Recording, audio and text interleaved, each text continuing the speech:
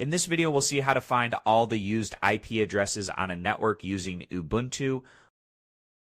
First, open the terminal on your Ubuntu system. You can press Ctrl+Alt+T to do that. Next, we need to find out the IP range of your network. To do that, type this command addr show.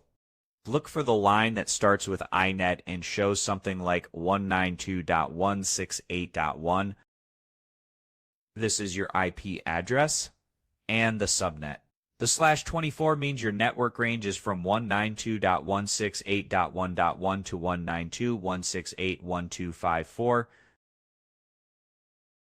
Now that we know the IP range, we'll use a tool to scan it. Ubuntu has a tool called Nmap, which helps you find active devices on the network. If you don't already have Nmap installed, type this command, sudo apt install nmap, press Y and hit enter to confirm the installation. Once Nmap is installed, we can scan the network.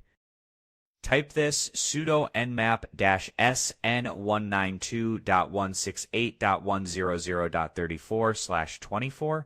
Replace 192.168.100.34/24 with your actual network range if it's different.